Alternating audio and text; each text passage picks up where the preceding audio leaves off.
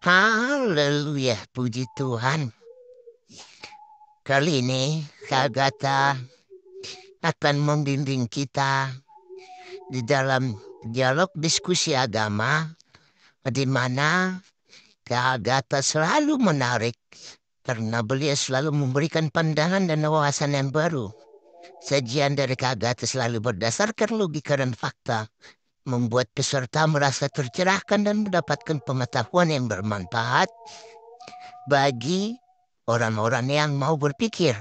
Namun bagi orang-orang yang mata hatinya atau akal pikirannya tertutup, ini akan menjadi sesuatu yang menyakitkan. Dan kita berharap semoga data-data selalu di dalam bimbingan Tuhan Yesus dalam setiap diskusinya, sehingga setiap pembicaraan dan pemikirannya dapat membawa berkat hikmat bagi semua yang mendengarkan dan mencari kebenaran. Sekarang kaum-kaum agama bungsu selalu muter-muter dalam menjawab agamanya. Tapi bagaimana kaum muter-muter ini dilayani Kak Agatha? Mari kita buka hati dan pikiran kita.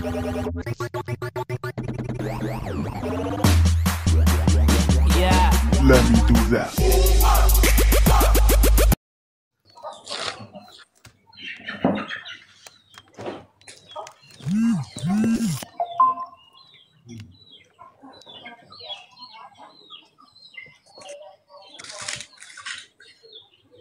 Ini Bang.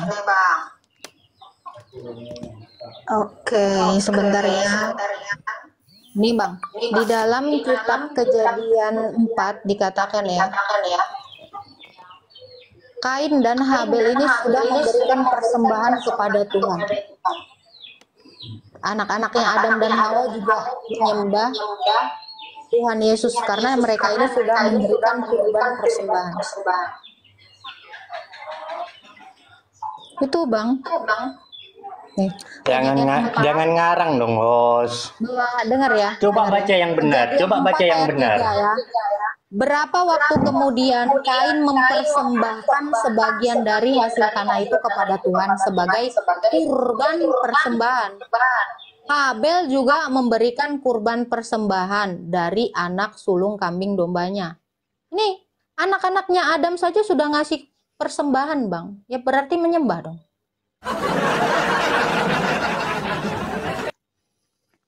Enggak double kok. Bukan saya yang double. Nih, coba Bang baca. Nih ya.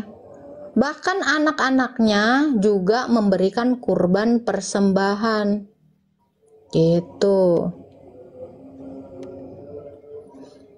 Ada lagi Bang yang mau ditanya, Bang? Halo? Silakan, Bang.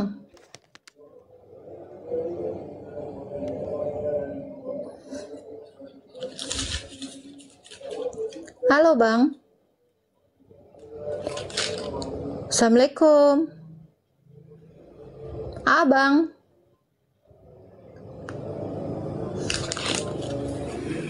Oh, dibuka mute-nya Bang. Halo.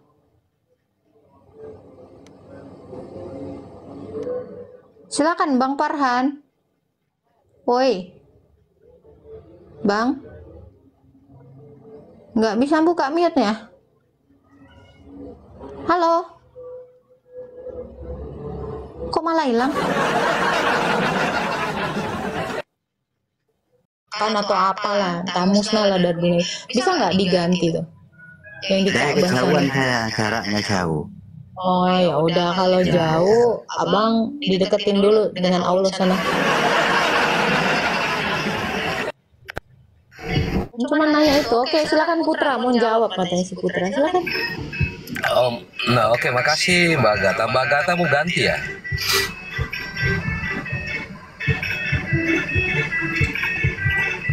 Mbak Agatha? Itu Bang, katanya mau jawab, silakan. Iya, Mbak Agatha mau ganti batu Hajar Aswad itu. Enggak, saya nanya seandainya diganti sama batu lain itu bisa nggak Hajar Aswad? Kalau di Islam ya nggak bisa lah, tapi kalau Mbak Agatha mau ganti ya silahkan ke Arab sana. Kenapa nggak bisa diganti bang? Emangnya kalian itu menuhankan batu? Nggak ada kita menuhankan batu, Mbak. Jadi kenapa nggak bisa diganti? Ya nggak apa-apa, memang nggak bisa diganti.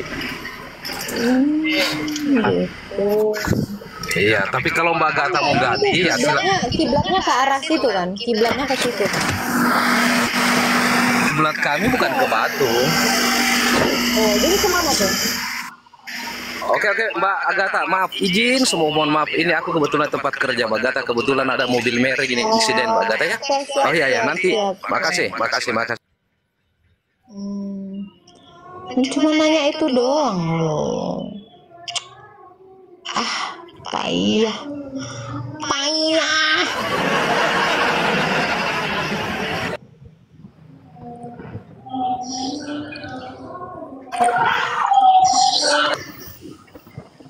Oke, ini Elia. Silakan Elia. Islam Kristen Elia. Kristen Mbak Agatha. Salam. Ya saya dengar cuman aneh aja tuh, mereka cuman sekedar merecokin aja. Oke. Ya. Ini saya mau menambahkan ya Mbak, kan tadi keburu melebar jauh. Ini saya menambahkan nih masalah pagan Ka'bah ya. Sekitar 60 tahun sebelum Masehi itu ada namanya sejarawan Romawi itu Diodorus Siculus. Dia mencatat bahwa di Arab itu terdapat sebuah kuil yang sangat dihormati oleh orang Arab. Kemungkinan besar itu Ka'bah. Ptolemy juga menyebutkan dalam karyanya Makoraba, Ka'bah adalah suatu tempat suci yang dipersembahkan untuk satu atau lebih dewa-dewa kafir. Catatan kampanye Abraham mencatat bahwa itu adalah tempat pemujaan kafir pada abad ke-6. Informasi tentang pembagian jabatan di antara putra-putra Kusai menunjukkan bahwa pemujaan terhadap tempat suci telah berkembang menjadi aliran sesat yang diatur beberapa generasi sebelum Muhammad. Nah itu abang gimana menjelaskan itu Ka'bah? Oke.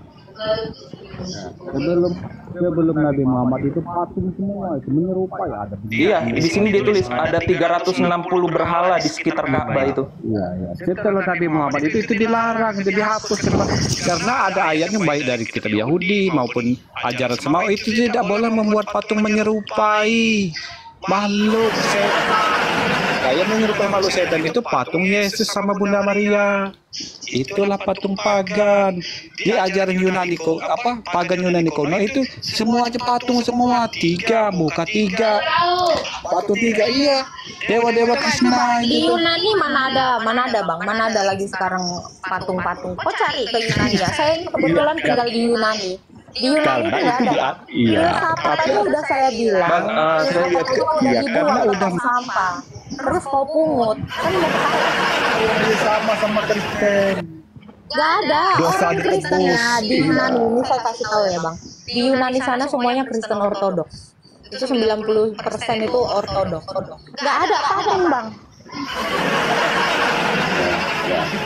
Gak ada. Semua bisa menjadi Kristen itu tidak ada lagi patung.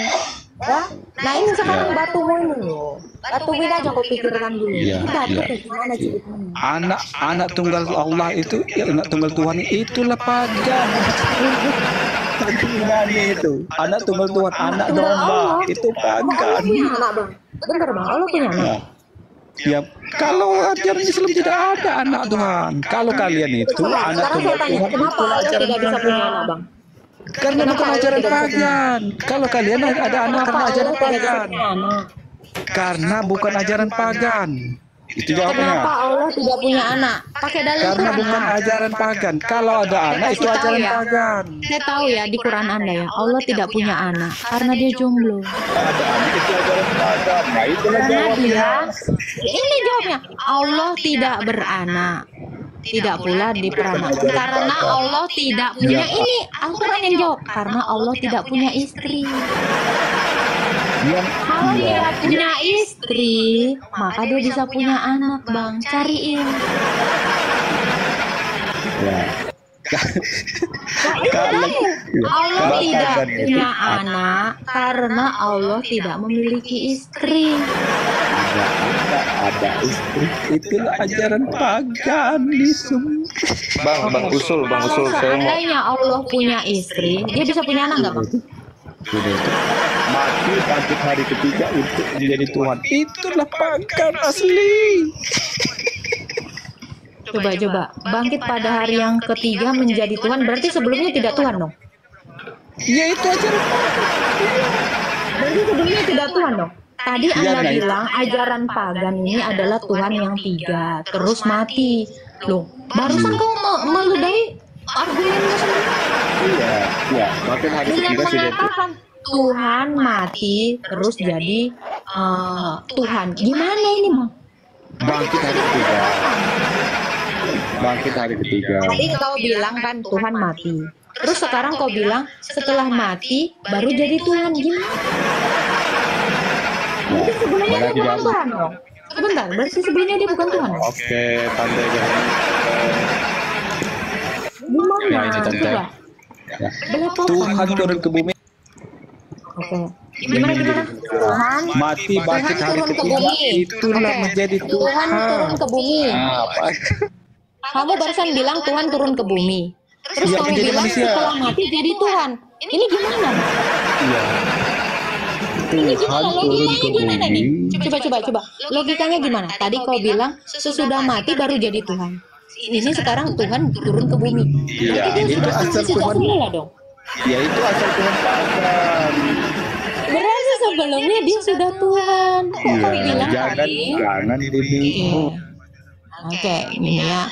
Tolong ditanggapin kata per kata. Saya suka main kata-kata. Tadi kamu bilang Tuhan turun ke bumi. Terus kamu bilang sebelumnya setelah dia bangkit, setelah mati baru jadi Tuhan. Jadi mana yang betul? Dia sebelumnya Tuhan atau dia baru jadi Tuhan? Logikanya gimana? Nggak nyampe otakmu. Kalau aku mah udah ku pahami itu kata-kata. Wah, naik prop sini prop, kita basmi dulu orang botol ini prop. Maksud aku tadi, tante, kayak gini. Tuhan itu menjelma menjadi manusia. Statementnya tadi salah. menjadi manusia. Tuhan turun ke bumi menjadi manusia. Mati, ya sudah itu dia mau mati aja terkutuk, menderita, terkutuk, mati. Sudah mati bangkit hari ketiga untuk menjadi Tuhan. Nah, itulah Tuhan pakai. Baik. Terima kasih ya. Lalu kenapa Allah mau bilang Isa tidak mati? Kamu meludahi Quranmu yang mengatakan Isa itu tidak mati. Wah, kamu mau bilang Allah itu memfitnah gitu, bahwa dia tidak mati. Wah, kena lagi lu. Ya, ya benar itu Berarti benar, Allah tidak salah ya, mati. di dalam Quran Allah salah ya. Benar tidak Berarti mati. Isa di dalam Quran ini bohong gitu. Benar tidak mati. Benar tidak mati. Kalau dia mati, nah itulah ajaran pagan. Bentar. Jadi kau mau bilang Allah ini menipu gitu? Gimana, Bang? Kau lagi-lagi meludahi Quranmu. Di Quran dikatakan dia diserupakan. Barusan kau bilang dia mati. Jadi mana yang betul, Bang? Allah ini bohong atau kau yang betul? Nah, ini dah aku jelaskan ya, aku tidak membahas Saya tentang. tanya, jadi yang betul ini kamu atau Allahmu? Ya, jangan mute. Aku jelaskan ya. Aku Yang tidak. betul ini kamu atau Allahmu? Ya, Sekarang saya aku tanya. jelaskan. Aku jelaskan. Penipu di sini Nabi siapa, Isa Bang? itu tidak Nabi Isa itu. Bentar, jadi siapa yang penipu di sini? Kau atau Allahmu, Bang? Jangan ini Nabi Isa itu tidak mati dan tidak disatukan. Karena benar ucapan Tuhan, kalau dia mati, itu menjadi ajaran pagan. Nah, tentang hari kelahiran 25 Desember itu. Ini ya, ini botol ya. Oke, sekarang Mbak Zulmi coba. Menurut Mbak Zulmi benar nggak, Mbak? Emang Nabi Isa nggak mati loh. Oh, nggak mati. Itu terus yang di Quran itu dicatat mutawafika itu seperti apa? Dia Bentar, Christopher. Nggak apa-apa, kita dengerin dulu deh. Kita dengerin. Oh iya, Mbak, siap, Mbak. Isa nggak mati. Terus gimana, Nak?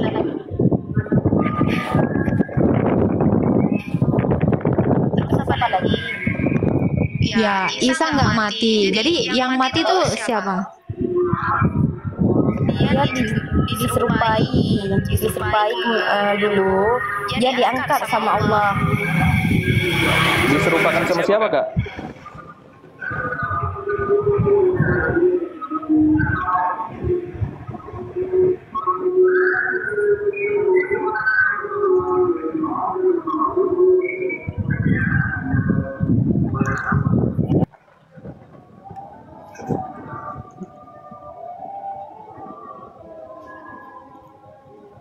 Coba Mbak Zulmi.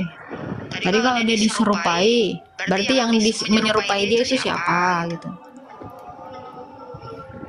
Coba teman-teman yang di bawah ada yang mau ngebantu Mbak Zulmi nggak? Silakan. Halo, Kak Zulmi. Buka mute-nya, Kak.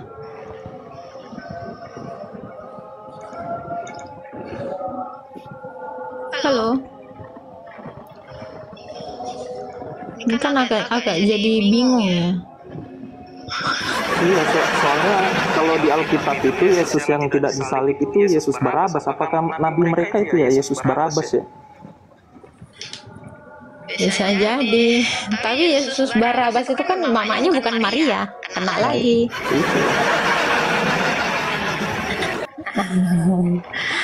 Nah itu, coba. Gimana menurut kalian? Dakwah online coba naik dulu lah. Daripada kau bilang iblis penyesat, coba. Iblis itu coba muslimkan dulu. Coba dakwah online ya. Bentar. Yang namanya akun dakwah online coba naik ke atas. Nabi Muhammad aja memualafkan iblis loh. Coba kamu mualafkan dulu kami. Naik dulu. Ayo. Mana dia akunnya? Apa perlu saya jambak? Dari tadi kamu typing, cobalah. Tolong mualafkan dulu iblis ini. Karena iblis itu kan ada yang agama Islam ya, Christopher ya. Nah. Oh, karena ada jin baik atau jin muslim. Iya, jin muslim sama jin kafir kan bilangnya. Lah, coba. Nabi ini kan bisa memualafkan iblis. Coba. Mualafkan dulu lah kami. Ayo. Daripada kok koar-koar ya.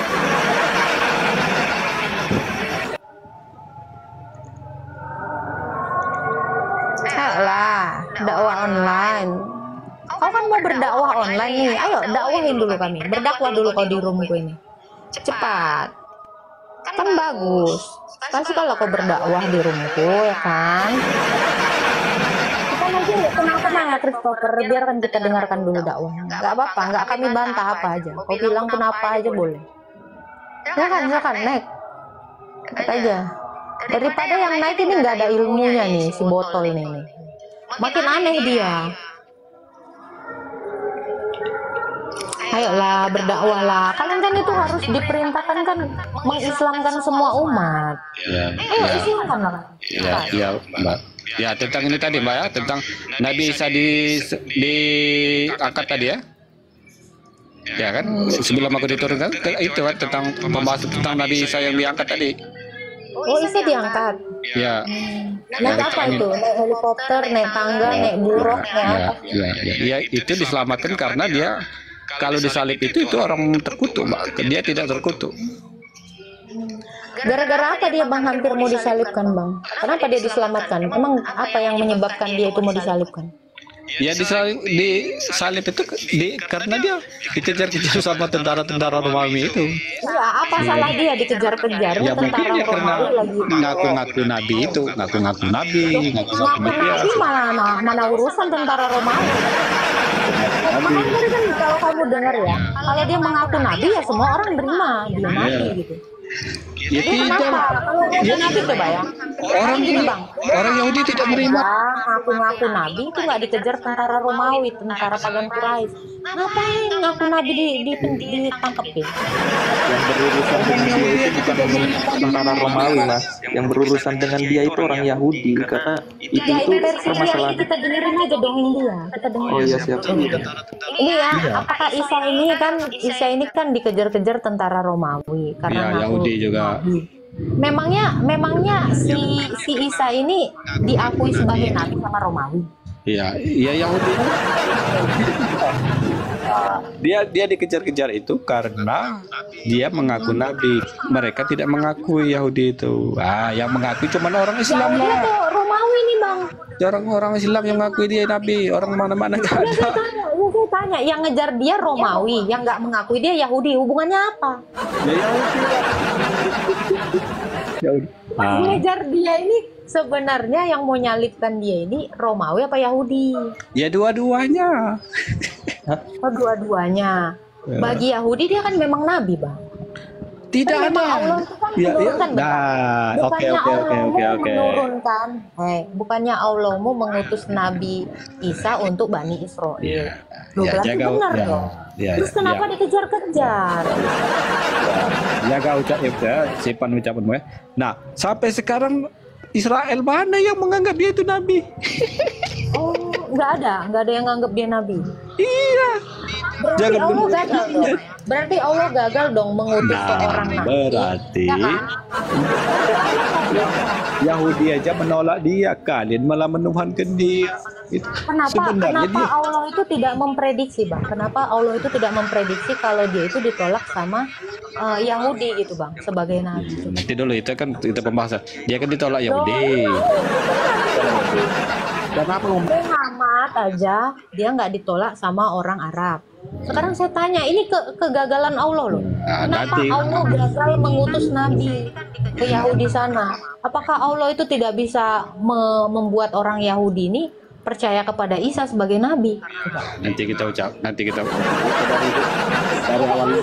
dari awal tadi ya, nanti aku jelasin. Kita jangan ke sana dulu. Sekarang aja. Ya, kita gitu.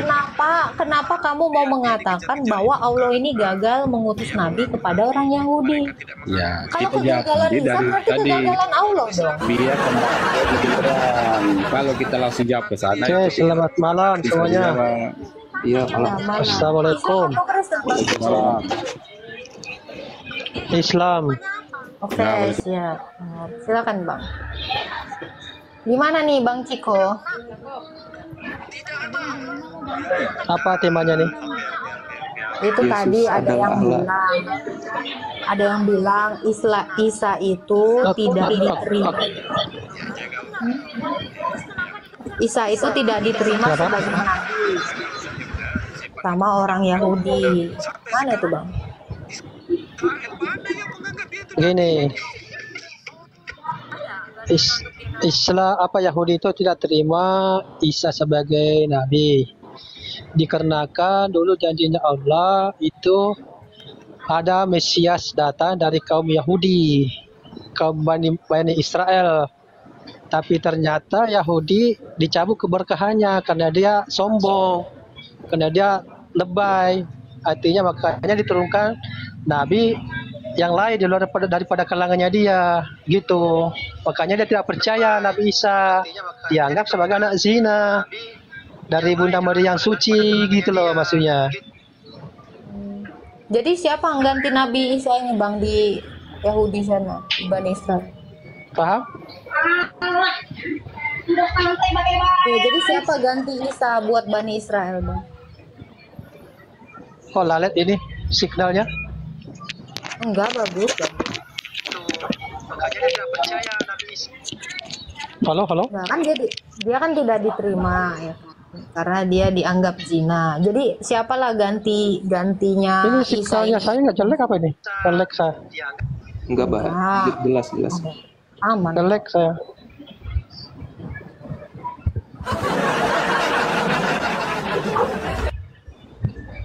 Ngelek saya, enggak kedengeran, ngelek saya nih. Jelek jaringannya saya mungkin. Suara saya ada nggak Bang? Kedengeran di sini. Ini suara saya dengar nggak? Oh, koneksi itu buruk kayaknya. Apa tadi? Diulang? Oke. Tadi kan Anda mengatakan Nabi Isa ini nggak diterima kan? Karena dia dianggap berzina kan ibunya. Nah, jadi Nabi Israel, Bani Israel ini siapa nabinya Bang? Israel tidak punya nabi. Dia menunggu-nunggu, masih menunggu Mesiasnya dia akan datang, gitu loh. Loh, Mesiasnya Nah, kan sudah lalu itu dikirim Muhammad tadi. itu Kan untuk Anda apa? bilang Bentar. Lalu Muhammad itu kenapa? Kenapa Itu nggak untuk diakui, Bang? itu umat Iya, makanya dia tidak mau kalau bukan dari kalangannya dia. Oh, apakah ini Karena Allah Nabi itu nggak Muhammad ngasih dari tahu Arab. sama Bani Israel? Lah, saya nggak tahu tuh. Tanya aja dia Allah itu. Lu kok tanya Allah gimana sih? Ya itu kan pandangannya gitu. Kalau dia nggak ditanya, ya tanya aja sama dia. Kita kan manusia biasa. Gimana kita komunikasi sama Allah gitu loh. Yang kita pahami Berarti seperti Allah itu. berarti Allah itu sekarang nggak disembah ya di Israel sana ya? Dia menyembahnya Yehovah. Allah juga disembah dia. Allah sama Allah yang kami sembah. Sama dia. Loh, Cuma kenapa kalau di sama Allah di kenapa? Israel Bang, dilainkan kalau sama namanya? kenapa Muhammad Kenapa? nggak diakui, Bang? Kalau sama Allahnya, kenapa Muhammad nggak diakui? Dia tidak mau terima kalau bukan dari kalangannya, karena Allah dulu berjanji kepada dia akan menurunkan Mesias dari Bani Israel, dari Yahudi. Tapi Allah ternyata berjanji, Allah tidak sebentar. Allah berjanji Ya. hanya menurunkan dari Bani Israel saja. Berarti Muhammad ini bukan janji Allah, Bang. Kenapa? Berarti Muhammad ini bukan nabinya Allah Bukan apa? dong. Berarti Muhammad ini bukan nabinya Allah dong kalau gitu. Kan katanya Ya, Allahmu berapa kali sendiri lah. berjanji akan menurunkan Kata nabi siapa? dari baninya. Kata siapa? Berarti Muhammad ini bukannya nabinya Allah dong. Kan Bani Israel tegar tengkuk. Allah mencabut keberkahannya, Kan tadi kan maka Allah- dialihkan ke nih, nabi Pak. lain. Oke, tadi Ke Bani katamu Arab. Allah, Itu tadi loh. katamu Allah janji akan menurunkan nabi dari Bani Israel. Ya kan? Ini Allah Ya, mau janji nih kan? Bani Allah Israel. mau nih ya, Allah SWT kan? Loh, kalau Allah Ya, sudah Allahmu berjanji juga akan lah, menurunkan sama lah. nabi dari Bani Israel, kenapa berarti Muhammad ini bukan nabinya Allah dong? Karena Muhammad ini kan bukan Bani Israel. Ini saya mau menjelaskan seperti apa ya kira-kira. Penjelasan saya seperti apa kira-kira ya, supaya kamu bisa paham gitu. Kan tadi kau bilang Allah berjanji akan menurunkan nabi dari Bani Israel, ya kan? Berarti Muhammad ini kan bukan dari Bani Israel. Berarti Muhammad ini bukan nabinya Allah dong? Atau Allah yang ingkar janji sehingga Muhammad yang benar? Jadi yang mana nih, Bang? Jadi yang mana benar ini? Allah ingkar janji atau sebenarnya Muhammad ini bukan nabinya Allah? Gimana? Untuk dengar dulu, masih tidak paham juga penjelasan saya ini, si host. Gimana? Paham kan saya? Allah Coba. menurunkan Nabi Muhammad Sallallahu Alaihi Wasallam itu umat manusia, bukan hanya sekedar Bani Israel. Semua umat manusia masih hidup di dunia ini, gitu loh. Tapi kenapa nggak ada yang percaya? Yahudi sendiri nggak percaya gitu, Bang. Tadi muter-muter. Loh itu kan. Gimana ini penjelasan saya nih? Loh, katamu Allah itu hanya berjanji hanya menurunkan nabi itu dari Bani Israel. Muhammad bukan Bani Israel. Ya wajar orang Yahudi nggak mempercayai Dia Muhammad. bukan nabinya Allah. Allah sendiri yang janji. Dia nabinya umat manusia, gitu loh. Masa Allah punya nabi untuk dia? Ngerti nggak? Nabi Muhammad untuk Iya, untuk karena dia siapa? tidak percaya, tidak mau. Namanya orang Oke. Kalau saya orang tunjukkan dimurkai Allah, Quran, gitu loh. Kalau saya tunjukkan di dalam Quran bahwa Nabi Muhammad diutus hanya untuk menyembah Tuhan negeri Mekah. Seluruh umat manusia negeri Mekah. Muhammad Lu mah hanya ngambilnya diperintahkan untuk menyembah Lu saya Tuhan negeri jelasin. ini, yaitu negeri Mekah. Jadi Allah ini sebenarnya Tuhan negeri Mekah. Atau mau kontradiksi gimana nih, Bang? Silakan.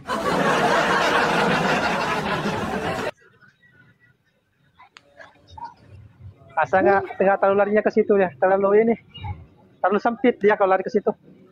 Loh, jadi yang mana yang benar? Pertama Allah. Terlalu banyak penjelasan dari Al-Quran cuma. Loh, berarti ini penjelasan Anda kontradiksi dong. Kan gitu. Anda bilang tadi Allah berjanji. Allahnya bangsa Israel kok bilang sama bangsanya Yahudi. Ya kan? Kenapa Apa? Allah udah janji Menyembah akan Tuhan yang menurun satu. nabi dari Bani Israel, Allah mau mengingkari janji, malah diturunkan nabi dari Baninya Arab. Ya Allah mau yang salah, atau sebenarnya Muhammad ini bukan Allah yang berjanji kepada bangsa Yahudi? Yang mana yang betul?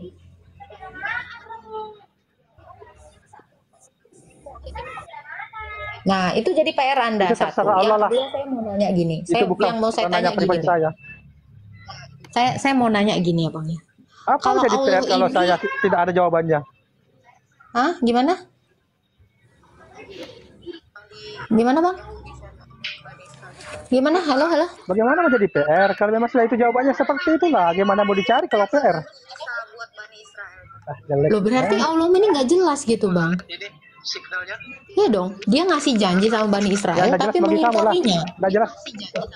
Kenapa dia mengingkari janjinya sendiri, Ya nggak Bang? jelas bagi kamu lah. Apapun dijelaskan kan selalu selalu Kenapa berputar-putar Allah kayak benang kusut. Kenapa Allahmu tidak Terserah menepati dia, dia janjinya? menciptakan manusia. Ya kenapa Allahmu tidak menepati janjinya? Itu saya tanya. Allah sudah murka. Allah murka kepada Bani Israel. Allah murka kepada Bani Israel. Kamu lihat sekarang kan? Bani Kenapa Israel itu murka? Kenapa Allah murka kepada Bani Israel? Palestina sana. Saya tanya. Manusia kayak itu Alasan kira-kira. Allah, Membakar, alasan membunuh, Allah murka menjajah, kepada Bani Israel itu apa, Bang? menghabisi rumah-rumah. Begitukah ajaran-ajaran yang di sana? Saya tanya, kenapa Allah murka terhadap Bani Israel? Kenapa? Apa alasannya Allah murka? Katamu orang Israel ini menyembah Allah. Kenapa murka? Tahu nggak Tegar Tengkuk? Mengerti kah? Apa ketegar tengkukan mereka? Apakah mereka tidak menyembah Tegar Allah lagi? Tengkuk. Mengerti kan Tegar Tengkuk kan? Tahu Iya, kan juga? apakah mereka tidak menyembah Allah? Katamu sama Allahnya yang mereka sembah Allah Ini SWT. berkali-kali sih. Terus di mana masalahnya? Tegar tengkuk akan Kamu ngerti nggak hal yang namanya apa? Tegar Tengkuk? Ngerti nggak? Ada kan di Kristen kan Iya. gitu Tegar Tengkuk. Gitu. Apa ketegar tengkukannya apa? Apa perintah Allah yang sudah dilanggar mereka? Coba saya tanya. Hah? Apa? Perintah apa? Perintah Allah yang mana yang dilanggar bangsa Israel? Saya tanya. Hah?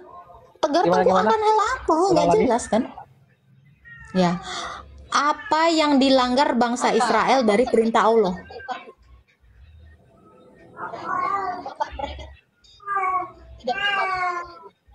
Coba saya tanya. Apa yang dilanggar perintah Allah? Apa yang dilanggar sama Bani Israel?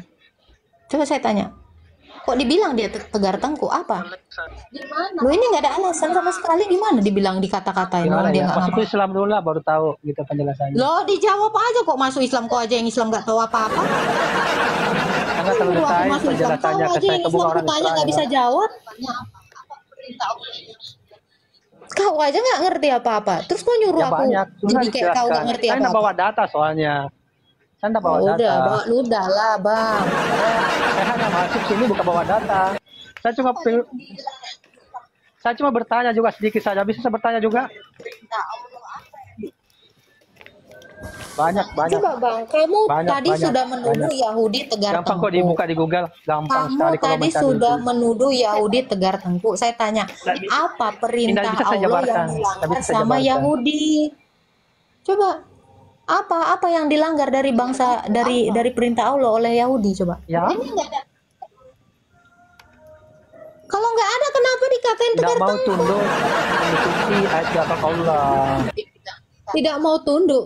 Tidak mau tunduk ajaran Allah. Loh, dia kan melakukan semua ajaran Boleh juga Allah. saya bertanya balik dari tadi bertanya Taurat itu, melulu. Bang. Boleh bertanya balik juga. Hukum Taurat Sedikit itu saja. sama orang Yahudi, dengar ya? Hukum Taurat itu sama orang Yahudi itu nggak ada yang dilanggar, Bang. Ya sudah kalau nggak salah saya bertanya dulu. Loh, gimana sih kalau dia Ngapain di sana jawab terlalu jauh di sana? Coba apa perintah Allahmu yang dilanggar sama orang Yahudi? Kok enak-enak aja Allahmu, Quranmu itu mengatakan seperti itu, orang nggak tahu apa-apa. Coba. Allah nyuruh nyembah batu nggak, Bang? Tidak mau mengakui Nabi Isa sebagai nabi gitu loh, diturunkan di sana. Tidak mau mengakui Isa sebagai nabi. Sudah. Bertanya dulu lah, saya bertanya lagi lah. Emangnya itu Masa isi 10 bertanya perintah terus? Tuhan tidak mau mengakui Isa sebagai nabi? Iyalah, terserah dia lah. Dia bikin manusia, dia bikin kamu juga. Allah bikin kamu juga, terserah mau ngapain orang ciptaannya. Urusan dia lah. Emangnya, tunggu bang, emangnya saya yang nyiptain Allah bang? Kok bisa nggak membuktikan kalau aku ini adalah ciptaan Allah? Kamu tanya dulu, itu judulnya saya lihat tuh Yesus adalah Allah itu. Jangan terlalu banyak bertanya lah. Udah berkali-kali juga dibilangi juga masih nggak paham-paham. Nggak paham atau Memang nggak pura-pura nggak ada paham. yang bisa aku pahami. Kan kamu itu kalau ngomong terus saya harus nerima, nggak masuk logika saya, ya saya nggak bisa paham lah. Nggak masuk logika. Gimana saya mau bisa paham? Ya kan? Kau bilang tegar tengku. Apa kesalahan mereka? Nggak jelas. Terus apa? Yesus adalah Allah, silakan. Kau mau nanya apa? Silakan, nanya lah, nanya. Kalian memang nggak bisa ditanya, nanya aja kalian. Coba, aku mau nanya apa bang? Silakan bang. Lari pula dia kan.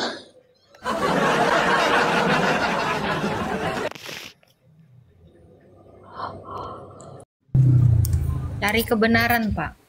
Oh gitu. Sebelumnya sorry. Sebelumnya Muslim atau apa? Iya betul. Oke. Cuman itu aja sih.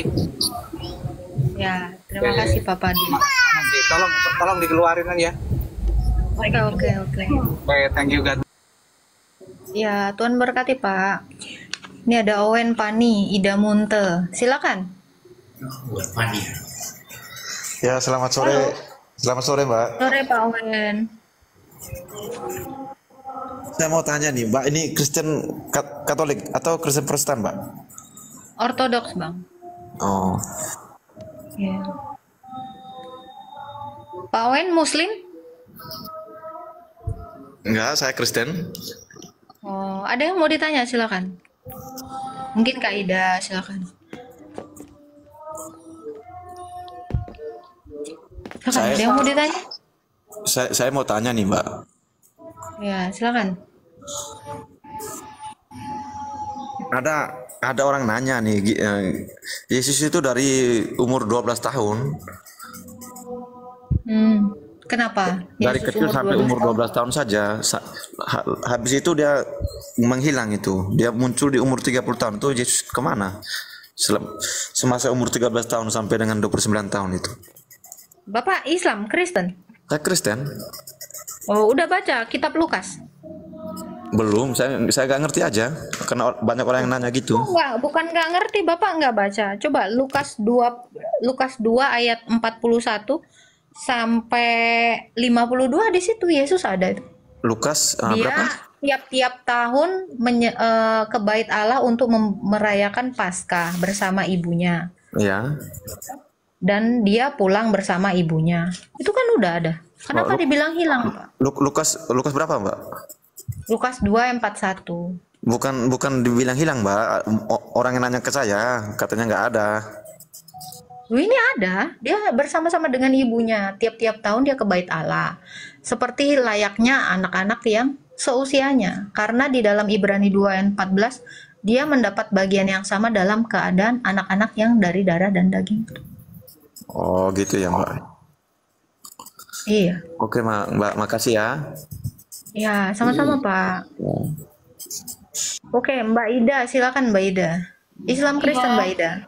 Ya, salam Mbak Agatha. Ya, shalom. Saya mau nanya Mbak Agatha. Dulunya Mbak Agatha Islam ya? Ya, betul.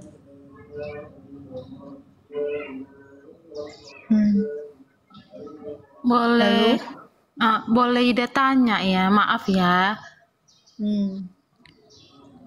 Apa yang membuat Mbak Agatha pindah agama itu, Mbak?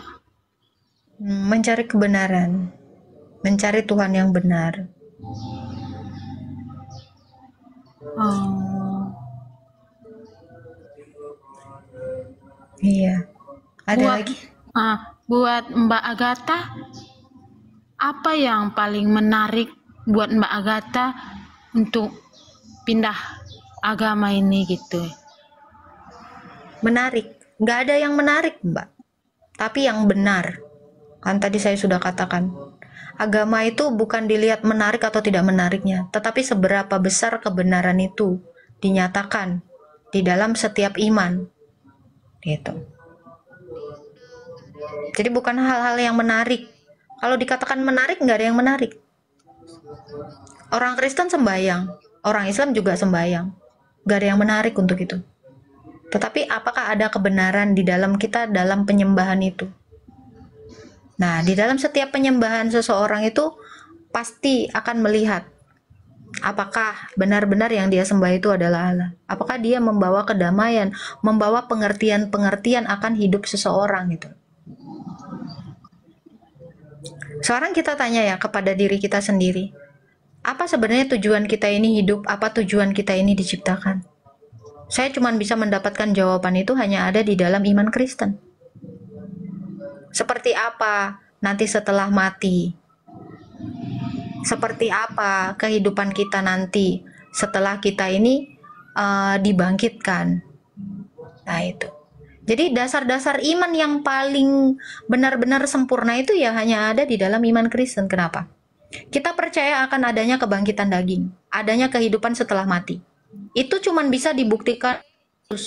Sementara agama lain, Tuhan-Tuhan lain, itu tidak ada yang bisa membuktikan. Walau mereka dengan konsep adanya kebangkitan. Siapa yang sudah dibangkitkan di dalam iman yang saya sebelumnya? Tidak ada. Kayak saya bilang, dasar iman Kristen itu adalah Tuhan Yesus Kristus. Dia sudah menyatakan kebenaran itu. Kebenaran apa? Bahwa dia benar Allah, benar-benar Allah yang benar. Benar-benar Allah yang maha kuasa. Di mana kemahakuasaannya? Dia mengalahkan kematian. Sementara semua manusia ini takut akan kematian. Semua manusia yang bertuhan, semua manusia yang memilih agama, itu karena rata-rata takut akan mati. Kalau manusia tidak takut mati, dia tidak akan memilih Tuhan. Karena dia mengharapkan sesuatu dari apa yang dia sembah. Iman itu adalah harapan, sesuatu yang belum terlihat dan bukti dari apa yang belum dia lihat. Kalau kita memilih Tuhan, memilih untuk menyembah Tuhan, artinya apa? Kita menaruh pengharapan bahwa Tuhan ini kelak akan menyelamatkan kita dari kematian. Tuhan Yesus yang bisa membuktikan bahwa kelak kita itu akan dibangkitkan. Sama seperti dia, Filipi 3 ayat 20-21. Coba Tuhan yang lain. Menyuguhkan konsep keselamatan, menyuguhkan konsep kebangkitan, tapi belum ada bukti. Ya saya nggak mau percaya nggak ada bukti. Oh, logikanya akan seperti itu. Kamu menuhankan sesuatu sesembahan, pasti ada yang kamu harapkan. Apa itu? Ya keselamatan. Loh, kalau kamu menyembah Tuhan tetapi tidak ada yang kamu harapkan, ya nggak usah nyembah Tuhan. Naik aja Hafiz, naik aja ke atas, kirim permintaan. Iya, gitu. iya. Jadi kenapa saya memilih untuk percaya kepada Tuhan Yesus? Karena Yesus itu sudah memberikan bukti dari apa yang Dia telah janjikan kepada nabi-nabi yang sebelumnya. Halo Kak, permisi. Ya halo, bentar ya Hafiz. Iya, Iya. benar. Iya, iya. Bentar dulu ya. Jadi, Silakan Mbak Ida. Mbak Agatha sudah merasakan kebaikan Tuhannya. Saya sudah melihat kebenaran itu. Iya, iya, iya. Kalau sudah merasakan kebaikan Tuhan, Tuhan itu ya sudah baik. Kenapa? Tuhan menurunkan hujan bahkan sama orang yang tidak beriman kepadanya. Itu sudah kebaikan Tuhan. Saya masih bernafas saja. Goblok. Apa sih? Goblok. Apa sih Islam? Kamu pintar. Goblok. Kamu pintar. Kamu pintar. Noten. Coba. Kalau kamu pintar, Dari coba. Kamu lebih milih mana? udah tercermin. Tuhan yang mengatakan Gambaran akan kebodohan menyelamatkan udah tapi belum bisa menyelamatkan satu orang pun, atau kamu lebih percaya sama Tuhan yang sudah membuktikan keselamatan? Coba. Mbak Agatha, Punya bunda. Ya. yang enggak itu Punya enggak siapa ini? usah diapain itu Punya Mbak. siapa? Nggak apa-apa. Ada lagi pertanyaannya Mbak Ida? Biar saya ladenin dia. Ya ya, terima kasih ya Mbak ya. Ya, itu Tuhan aja. berkati. Amin, amin. Amin. Oke, kamu umat pintar, Pri Palestina. Coba, saya tanya dulu.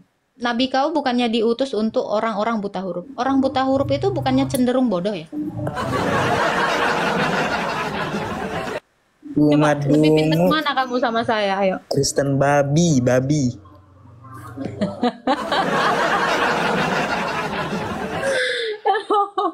Kenapa?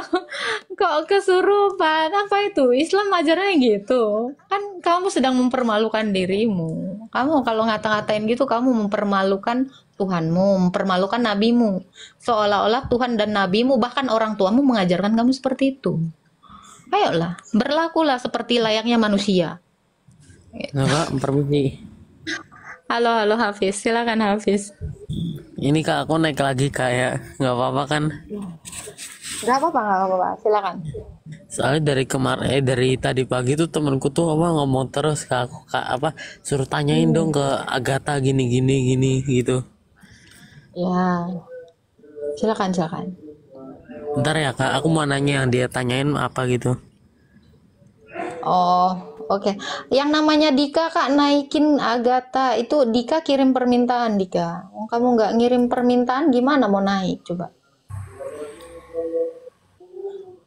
Halo Kak. Ya, halo. Silakan, Gos. Oke, saya mau tanya nih Kak. Saya kan mau mualaf ya. Dulu Katolik. Terus Katolik dari kecil sampai kuliah itu akhirnya saya mualaf. Ada beberapa hal yang ingin saya tanyakan karena saat ini pun saya nggak nyaman dengan yang saya rasakan gitu loh. Silakan. Jadi waktu itu yang membuat saya mualaf itu diantaranya itu saya membaca suatu artikel ataupun mungkin diceramai oleh beberapa teman gitu loh. Itu katanya agama Katolik itu buatan Paulus yang 150 tahun ada setelah Yesus itu diangkat ke langit gitu kan. Nah makanya waktu itu saya kan berpikir bahwa oh berarti ajaran gereja itu 150 tahun setelah Yesus itu diangkat ke langit, bukan murni dari Yesus Kristus gitu loh. Itu diantaranya itu. Yang kedua, Enggak, satu-satu dulu aja itu. Artikel itu kamu udah selidiki, apalagi kamu mahasiswa, kan bukan mahasiswa dungu kan? Coba, ya, kamu lebih percaya artikel atau percaya sama gereja? ya waktu itu karena mungkin lingkungan kita di lingkungan Islam ya, dan terus-menerus setiap hari itu didebat oleh teman-teman. Kita belum bisa berpikir secara otentik kayak Kak Agatha itu belum bisa Kak.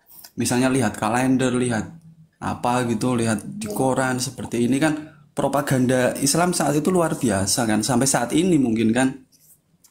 Sehingga kan saya terpengaruh. Dan yang saya rasakan sekarang itu justru saya sering menyimak video-video di YouTube milik Kak Agatha dan teman-teman itu kok kayak rindu gitu loh dengan Kristus gitu loh Kak. Karena yang saya rasakan saya disuruh hafalan mulu sih Kak, seperti betul yang seperti Kakak bilang, dan kita itu seperti selalu penuh dengan ancaman. Kalau kamu nggak gini, kamu gini. Kalau kamu nggak gini, kamu neraka. Kalau kamu nggak gini, itu yang saya rasakan seperti itu, beda dengan ajaran kasih yang memang membekas betul karena itu dari kecil sampai saya kuliah. Terus tadi memang linear dengan artikel tentang Paulus tadi, yang dulunya kan Saulus jadi Rasul Paulus itu waktu Yesus dicobai di padang gurun itu loh Kak. Itu saya masih ingat. Yesus dicobai iblis di padang gurun kan.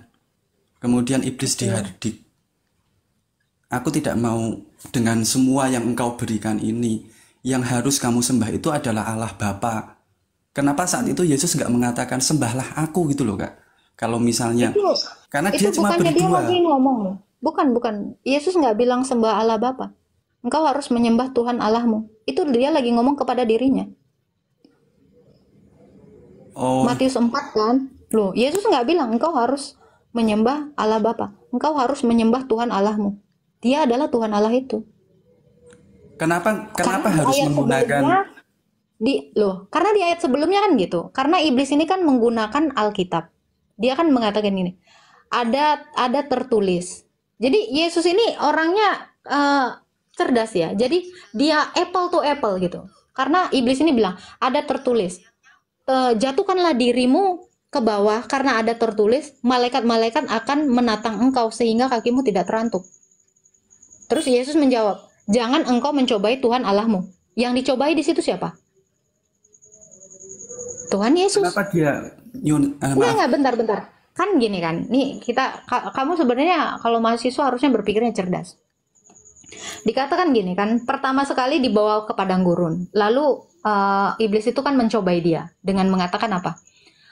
Kalau kau memang anak Allah, kan Yesus ini udah tahu, setan ini udah tahu dia adalah Allah, anak Allah pasti Allah gitu kan? Ya. Kalau kau memang anak Allah, ubahlah batu ini menjadi roti. Terus Yesus jawabnya apa?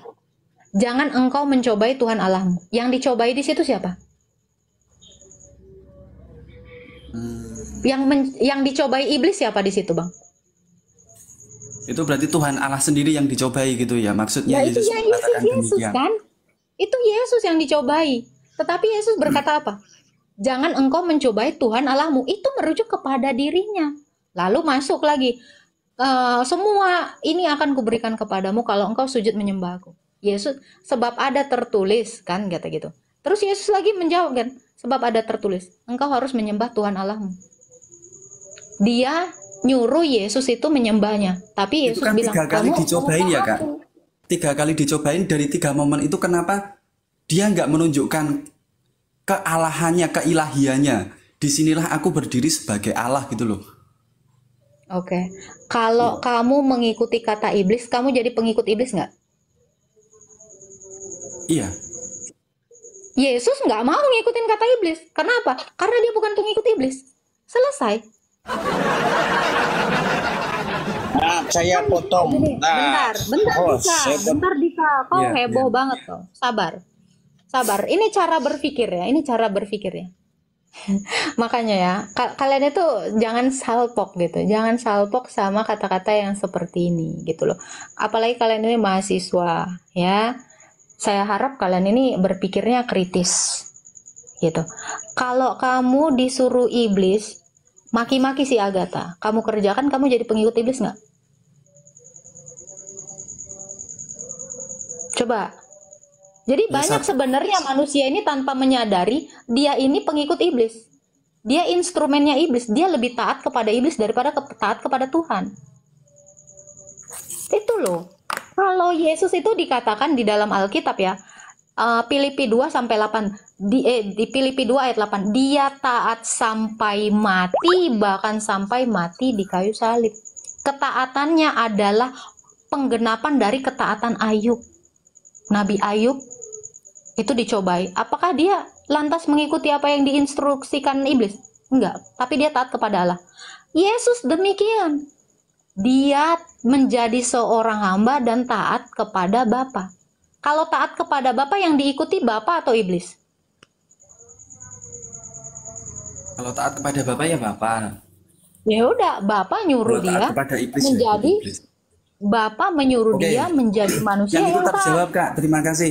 Yang itu terjawab. Kemudian yang tadi kan Saulus itu kan yang betul itu 150 tahun setelah Yesus diangkat ke langit atau bersamaan dengan ke-12 murid Yesus itu Kak? Oke, di dalam Kisah Para Rasul 9 itu Yesus menemui Rasul Paulus. Bahkan tahu nggak, murid Rasul Paulus yang murid Yesus yang bernama Stefanus itu yang menganiayanya Paulus. Kira-kira ini sejaman atau enggak? Mungkin satu Menurut generasi kalian? setelahnya Kak. Nggak ada satu generasi setelahnya. ketika Rasul Saulus ya, dia belum bertobat. Dia ini berjalan ke Damsik. Dia ini kan menganiaya gereja, menganiaya murid-muridnya. Yesus ini datang menemui dia. Kalau kamu, sekarang gini, kalau kita berpikir Yesus adalah Allah, bisa nggak Yesus itu cuman ada di zamannya aja? Padahal Yesus itu yang adalah Allah, ada di sepanjang segala abad. Gimana ceritanya Paulus tidak sejaman dengan Yesus? Yesus saja sejaman sama Adam. Yesus saja sejaman dengan Abraham. Apalagi Paulus, bahkan dia di masa depan. Sepanjang segala abad. Tolong berpikir keras. Yesus ada di sepanjang segala abad. Wahyu 1 ayat 8. Dia sudah ada. Past imperfection. Ke depan, ke belakang abad. Dia sudah ada. Telah ada. Dan yang akan datang. Kalau kamu mengatakan Yesus tidak sejaman dengan Paulus, Yesus ada hari ini. Boro-boro di zaman Paulus. Rasul Paulus itu tidak menyaksikan waktu kemanusiaannya Yesus gitu loh Kak. Beda dengan ke-12 murid. Oke. Jadi yang menulis keempat itu Markus, Lukas, Yohanes itu kan memang menyaksikan. Gini. Paulus tahun berapa? Yesus tahun berapa? Itu masih dalam satu abad yang sama. Bahkan dikatakan ya, waktu ketika perjalanan ke Damsik, Yesus berkata apa? Saulus, Saulus, kenapa engkau menganiaya aku? Gimana itu kira-kira? Nggak ketemu itu. Ya, gini Kak. Kakak sendiri pernah. Saulus, kenapa engkau menganiaya aku? Itu pertanyaan Yesus ketemu sama Rasul Paulus. Itu kira-kira gimana itu? Bersinggungan nggak kira-kira? Ya. Ini Kak, kaitannya dengan itu, ini masih kepikiran terus. Kakak pernah memperdebatkan mengenai peristiwa Isra Mi'raj. Kan nggak ada saksinya gitu kan ya? Yang Betul. Seperti dongeng. Lah kalau misalnya kita ke peristiwa Saulus itu yang dalam perjalanan ke Damsik didatangi Yesus Kristus. Itu kan juga nggak ada saksinya itu. Bentar, Prof, bisa naik nggak Prof? Ini bahkan divalidasi sama Quran sendiri ya. Dalam surah Yasin 14 ya, dikatakan di situ. Nah ini, bentar. Nih biar Islam juga tahu ya. Mereka kan selalu mempertanyakan Rasul Paulus. Ini juga yang mau dijadikan ini kan. Ini bahkan di dalam Quran sendiri divalidasi bahwa 3 utusan di dalam surah Yasin 14 itu salah satunya adalah Paulus atau Baulus. Quran sendiri memvalidasi bahwa di situ dia dibuat buta. Akhirnya Saulus ini beriman kepada Isa. Betul nggak, Prof? Ya, ini ada. Betul. Cuma aku mau nanggapin tadi pertanyaan dia. Kita jawab pakai Alkitab aja. Ya, Al-Quran itu kan aku masa bodoh sih, kitab bobo itu, nggak ada pentingnya. Kalau dia pun mencatut nama Paulus di surat Yasin ayat 14, ya itu nggak bisa diverifikasi juga karena memang isinya itu banyak kutip-kutipan yang nggak bisa dipertanggungjawabkan. Tapi kalau Yesus bertemu dengan Paulus, kita tahu orang Yahudi, orang Israel itu punya satu tempat ibadah, namanya apa? Bait Allah. Bait Allah. Jangan kira Bait Allah itu kayak gereja misalnya ya, gereja Ortodok, gereja GBI, gereja Katolik ya, ada di mana-mana cabangnya. Enggak, Bait Allah itu cuma satu di Yerusalem. Nah, saya tanya ke teman-teman, Paulus itu orang apa? Yahudi kan? Farisi dia. Ya, orang Farisi itu kan mazhabnya Perus, makanya disebut Farisi. Dia orang Yahudi. Di Kisah Para Rasul dia bilang, aku orang Yahudi, lahir di Tarsus, dibesarkan di kota ini. Kota ini maksudnya apa? Yerusalem. Di bawah supervisi, di bawah pengajaran Gamaliel secara teliti. Ya. Jadi kita tahu Rasul Paulus ibadah di mana? Di Bait Allah, betul kan? Nah, Yesus ibadah di mana? Yesus ibadah di mana? Bait Allah. Di Bait Allah. Bait Allah. Nah, sekarang kita ambil ini aja deh. Ambil analoginya. Kalau Bang siapa yang tadi yang Katolik masuk Islam itu? Ghost Rider ya? Ghost Rider. Bang Ghost Rider dari kecil sampai besar ada di satu gereja yang mana dari kecil abang di situ, terus saya juga dari kecil sampai besar di situ, mungkin nggak kita nggak pernah ketemu? Kita nggak saling tahu gitu? Mungkin ketemu cuma nggak tahu. Pasti saling tahu pasti dong. kenal.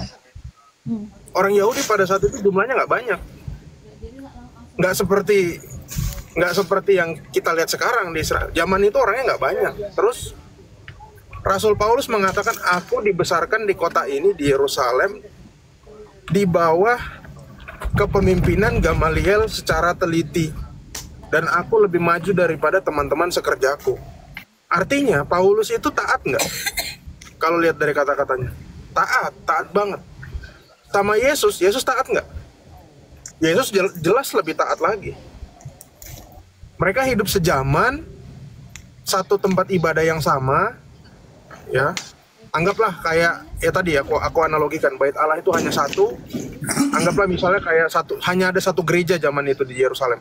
Maka dia akan pasti pernah ketemu, pernah bersinggungan, dan pasti saling tahu. Makanya pada saat orang-orang Kristen sudah menerima kuasa Roh Kudus, maka Paulus bilang apa?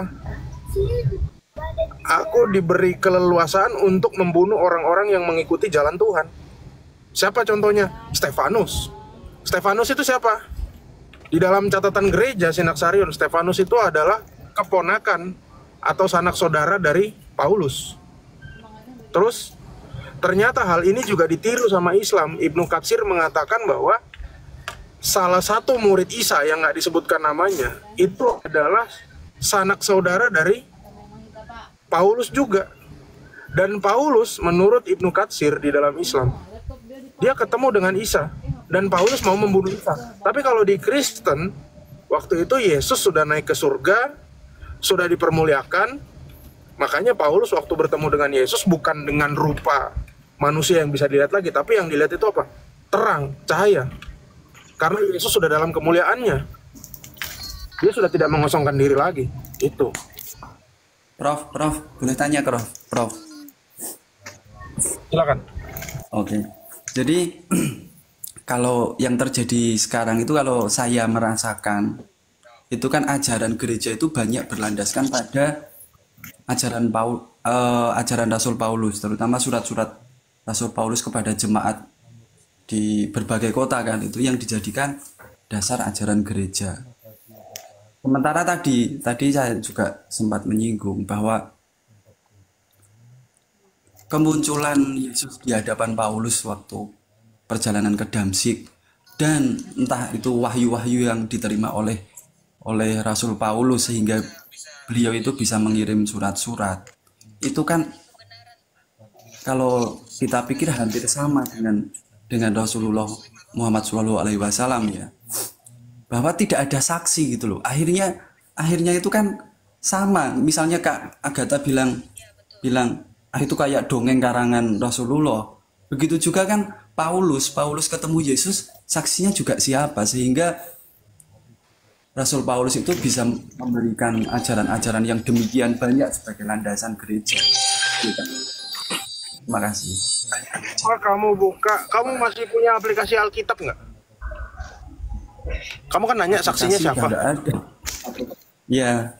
Oke, aku bacain ini ya, 2 Saksi Petrus kerasulan 3 Paulus. Saksi kerasulan Paulus. Ya. Aku bacain 2 Petrus 3 ayat 15 ya. Aku bacain ya.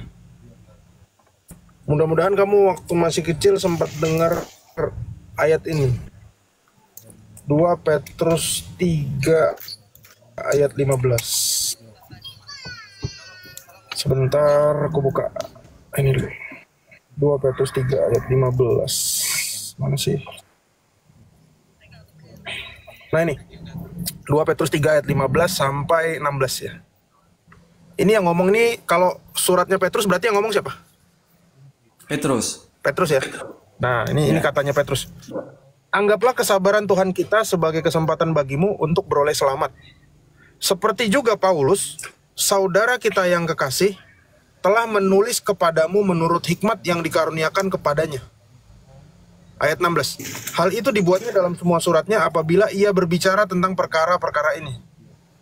Dalam surat-suratnya itu ada hal-hal yang sukar difahami, sehingga orang-orang yang tidak memahaminya Saya menganggap ini orang Islam ya, salah satunya. Dan yang tidak teguh imannya, saya anggap ini Bang Ghost Rider. Memutarbalikannya menjadi kebinasaan mereka sendiri.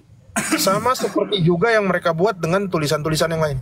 Ini Rasul Petrus ini adalah ketua kelas, ya, ketua kelas dari para rasul. Batu Dia punya karang. otoritas dong. Ya, istilahnya dia inilah, dia leader lah. Tapi dia masih bisa bilang seperti ini untuk mengkonfirmasi Rasul Paulus. Padahal yang merekrut Rasul Petrus itu adalah Tuhan Yesus sendiri. Kira-kira kalau Yesus itu salah merekrut orang, mungkin nggak Paulus ini diakui oleh Petrus? Emang nggak? Ini Petrus loh yang ngomong. Dan Petrus itu sampai mati, dia berada berdekatan dengan Paulus. Matinya sama-sama di Roma. Meninggalnya sama-sama di Roma. Wafatnya. Dan gereja di Roma itu yang kirim surat. Ingat ya, kamu kan Katolik. Yang kirim surat gereja ke Roma itu Petrus atau Paulus? Aku tanya. Paulus. Paulus. Kalau nggak ada Paulus, kira-kira ada nggak surat ke Roma? Nggak ada. Justru Paulus itu dikonfirmasi oleh semua rasul. Satu lagi, ya. Saya kasih tahu kamu sesuatu. Yang Ananias itu loh, Prof. Iya, nggak apa-apa. Waktu Yesus memanggul salibnya, ingat nggak ada orang yang disuruh menanggung salib Yesus itu di jalan? Namanya Simon dari apa? Ingat nggak? Simon dari Kirene itu. Simon dari Kirene, ingat ya? Oke. Simon dari Kirene itu punya 2 orang anak. Alkitab mencatat dia punya 2 orang anak. Namanya, pasti kamu nggak tahu ini. Namanya adalah Rufus. Rufus dan satu lagi namanya Rufus dan sebentar. Satu lagi Rufus sama siapa ya? Rufus dan sebentar. Alexander dan Rufus. Bisa lihat di Markus 15 ayat 21. Oke? Berarti yang angkat salib Yesus waktu itu orang Yahudi yang berasal dari Kirene. Kirene itu ada di Libya. Dan orang Yahudi itu punya 2 orang anak. Satunya namanya Alexander, satunya namanya Rufus. Nah, Rufus ini tahu nggak siapa, bro? Nggak tahu itu. Kurang tahu. Rufus itu adalah salah satu dari 70 rasul yang diutus Yesus. Dia jadi uskup di Makedonia, Rufus. Nah, kita lihat apa kata Rasul Paulus kepada Rufus. Ya, tar. Rufus.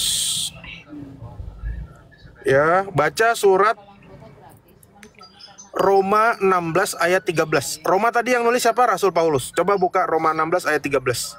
Nih, Rasul Paulus menulis, salam kepada Rufus, orang pilihan dalam Tuhan, dan salam kepada ibunya yang bagiku adalah juga ibu. Jadi ibunya Rufus berarti istrinya siapa?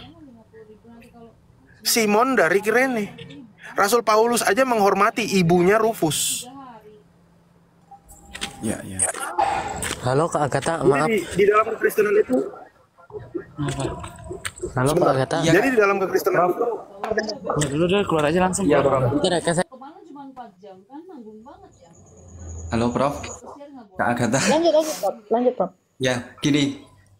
Jadi kan apa yang tertulis menjadi ajaran gereja sampai sekarang itu kan kesaksian manusia. Manusia itu terbatas oleh panca indera, Kak. Ya kan? Seperti ke-12 murid Yesus, kemudian Rasul Paulus ketika menuliskan surat atau ke-4 Injil itu kan juga kesaksian, hanya kesaksian. Sedangkan manusia sendiri, ke-12 murid juga manusia biasa. Paulus juga manusia biasa.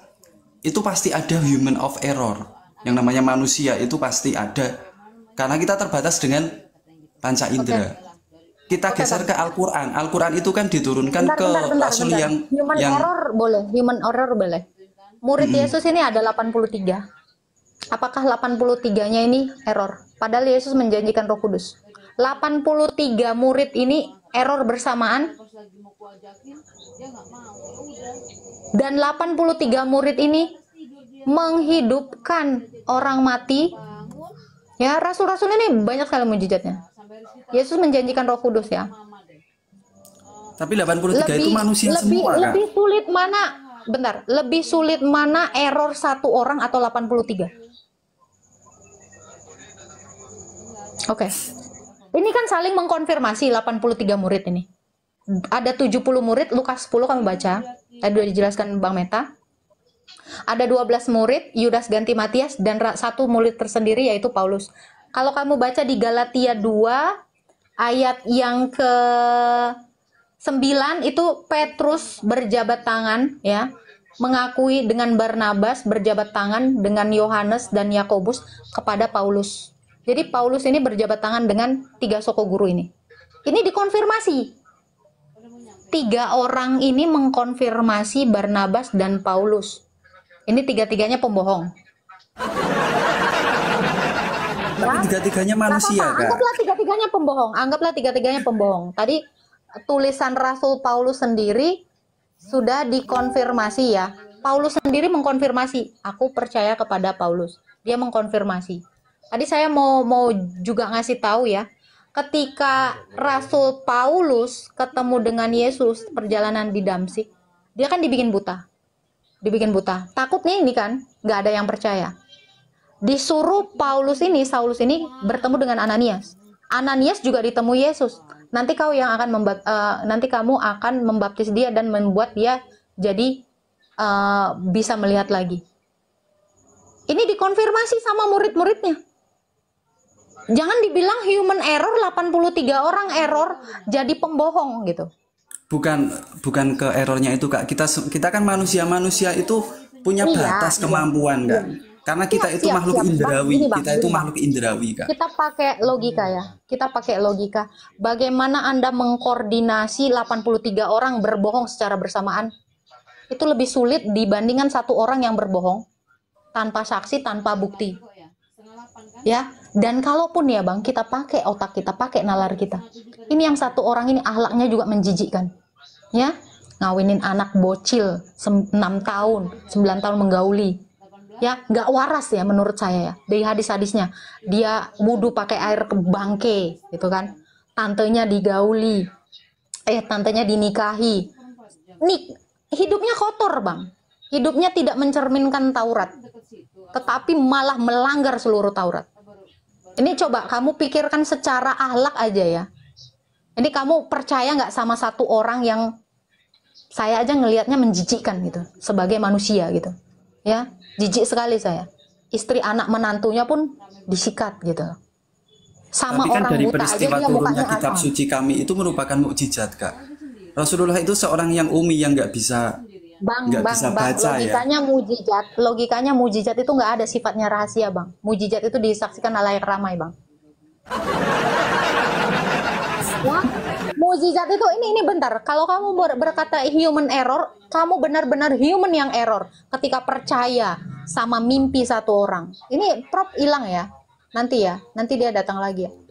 Mimpi di di rumah seorang janda. Kalau kita baca sirahnya ya. Ini sangat menjijikkan ya. Dia dapat wahyu itu mimpi gitu loh.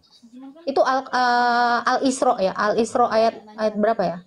Saya lupa. 59. Bukan. Al-Isra ayat 40 kalau nggak salah. Iya Bang ya. Kalau kamu lebih tidak percaya sama Rasul Paulus yang hidupnya pun dia taat kepada Taurat. Bahkan dia tidak pernah membunuh setelah dia percaya kepada Kristus. Dia melakukan semua yang baik di mata manusia, bahkan dia bisa menghidupkan Eutikus yang sudah mati, ya. Ini saya nggak perlu dia bicara pun ketika saya melihat perilakunya saya lebih percaya sama yang kayak ginian daripada saya percaya sama mimpi satu orang yang akhlaknya Masya Allah. Saya agak geli bahkan nengoknya, ya. Banyak sekali kisah-kisahnya ya. Yang paling relate di Abasa ayat 1-3. Bahkan orang buta aja diasemin mukanya. Rasul Paulus orang buta disembuhin. Yesus orang buta dikasih mata. Ini kok aneh? Malah asem mukanya. tidak mencerminkan seseorang yang memiliki kekudusan. Ya. Iya. Kalau Allah itu adalah kudus, maha baik, maha kasih. Kenapa manusia satu ini maha kotor? Nah itu bang, nggak apa-apa kalau kamu mau bilang human error. Kok ini ya, di pengadilan aja, secara logika, di pengadilan aja. Perkara itu dianggap benar kalau ada saksi dan bukti. Saksi itu minimal 2 atau 3. Kalau tidak ada saksi, maaf, Anda ke pengadilan, kau lagi halu dek, sana mimpi. Nggak akan ada yang percaya bang. Ini logika. Kalau ini logika. Iya ya. Ini logika. Kalau pengadilan itu kan masih duniawi ya. Jangankan 83 murid kak, seluruh manusia Loh, ini aja. kita lagi di dunia bang. Ini lagi konteksnya di dunia bang. Emang kau kitab kira kita suci ini itu dari kan mana? Emang kau kira ini lagi di mana bang? Ini di dunia bang. Karena yang kamu cari adalah logika manusia. Ini kita bukan lagi di akhirat bang. Dan Yesus pun dia yang ilahi juga dia apa? Sebab ada 2 yang memberi kesaksian di dalam sorga. Hukum apa yang diberikan Allah, hukum itu pun berlaku di sorga. Kalau di dunia syarat suatu perkara itu disebut benar kalau ada 2-3 saksi, maka di sorga juga demikian. Yesus juga mengatakan itu. Sebab ada 3 yang memberi kesaksian di sorga, Bapa, Putra, dan Roh Kudus. Loh ini nggak main-main. Hukum Allah itu relate di mana di sorga, seperti itu di dunia ini. Makanya dikatakan dalam doa Bapa kami, jadilah kehendakmu di bumi seperti di sorga. Jadi yang terjadi di bumi ini itu seperti di sorga. Jadi jangan bilang kesaksian itu kan di bumi, kayak iya. Justru lagi di bumi inilah kita dituntut untuk berpikir, bukan goblok. Gitu. Coba. Oke kak, terima kasih kak. Ya itu kan yang apa ya, perkara rasional yang bisa kita logikakan. Cuma tadi di awal saya sudah mengatakan kalau saat ini ya memang sedang galau kak antara Gak apa-apa. sikap iman yang harus saya Berpikir aja, berlogika aja. Karena kita ini manusia diciptakan berakal ya bang. Kita itu bukan seperti orang dungu yang tidak berakal. setidaknya ada referensi yang masuk gitu loh kak ke saya. Iya. Kalau Allah itu bang, sebenarnya gini ya bang. Kalau Allah itu adalah kasih, apalagi Allah itu maha pengasih gitu. Bisa nggak Allah itu menunjukkan ketidakkasihannya kepada manusia? Sementara kasihnya itu maha, tidak terjangkau akal, melebihi. Gitu. Kok ada ajaran yang seperti ini bang? An-Anfal ayat 12 atau Taubah 29 atau Taubah 123. Saya tidak melihat ciri dari Allah di dalam iman yang satu ini. Saya tidak melihat ciri-ciri dari Allah itu benar, seriusan. Ya betul. Nah itu. Makanya saya bilang yang paling relate Allah yang benar itu ya Allah Tritunggal ini. Dalam iman Kristen ini. Coba bang. Abang ini kan mahasiswa ya. Kalau abang percaya Allah maha pengasih, betul ya? Karena ya Allah maha pengasih, karena berpikirnya ya Allah Kristen itu Allah Islam gitu kan? Bukan, beda. Ini kita ambil satu ya, kita kutip satu ya. Allah maha pengasih. Kemaha pengasihannya itu setelah ada manusia atau sebelumnya bang? Karena yang merasakan manusia setelah ada manusia. Oke, berarti dia nggak maha pengasih dong? Allah mengasihi. Karena kalau maha itu hanya disematkan untuk yang tidak berawal dan tidak berakhir. Tidak bermula, ya kan? Betul dong? Kemahaannya harusnya tidak bermula. Logika. Betul nggak? Iya. Oke.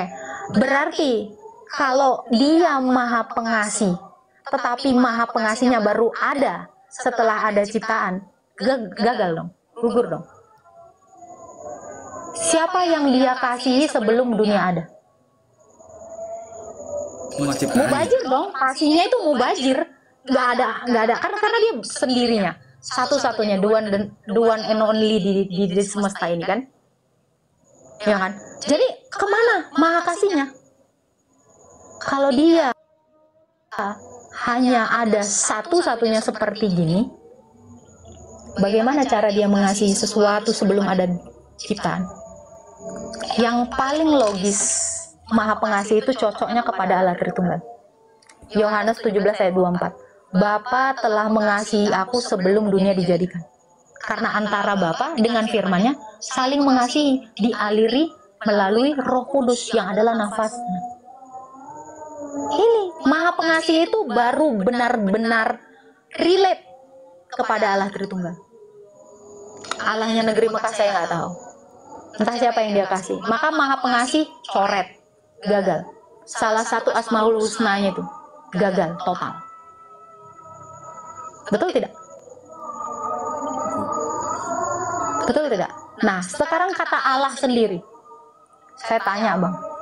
Allah itu nama nggak di dalam imanmu yang sekarang ini? Kan kamu Muslim kan? Ya.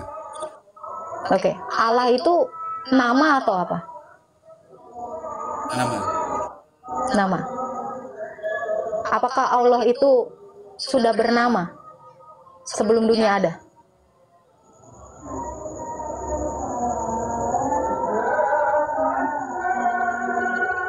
Dia itu zat yang maha tinggi, namanya Allah. Iya, sekarang saya tanya, apakah dia sudah bernama sebelum dunia ini ada? Nama itu kan ada, itu karena manusia ada kan, karena manusia berinteraksi. Siapa sih, kenapa sih bisa ada seperti ini? Ya karena Allah gitu kan.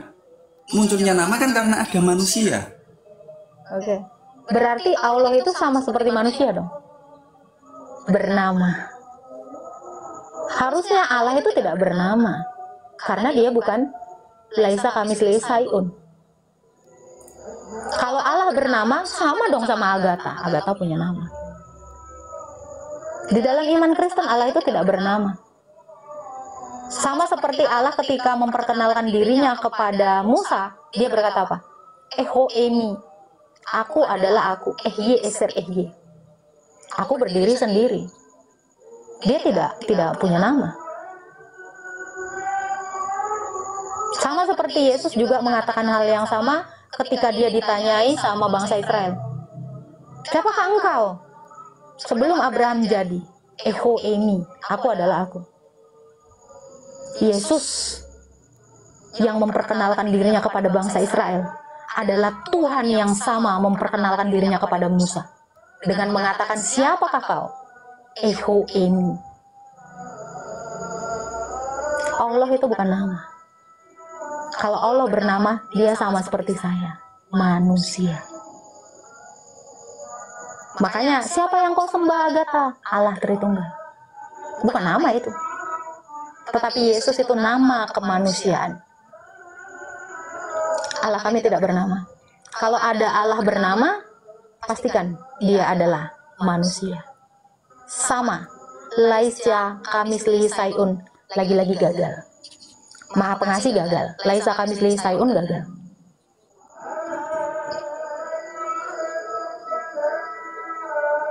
Gimana? Ini untuk orang-orang Juma ya, anak-anak api yang memperdebatkan kata Allah, silakan ambil nama Allah sebagai nama Allah, karena dia sama seperti Agatha, bernama. Gitu. Mari kita pakai logika. Saya sangat berlogika. Nah, seperti itu, Bang. Kalau kamu masih percaya dengan Allah-Allah yang seperti ini, saya rasa saya menggunakan logika saya untuk tidak percaya dengan Allah-Allah yang seperti ini. Apalagi itu baru Ar-Rahim ya, Maha Mengasihi, ya kan? Bagaimana dengan Ar-Rahman, Maha Pemberi? Siapa yang dia beri sebelum dunia ada? Mubazir dong dia. Ngasih apa dia? Siapa yang menerima pemberiannya? Kemahaannya itu gagal. Lagi-lagi gagal. Itu adalah gelar-gelarnya Yesus.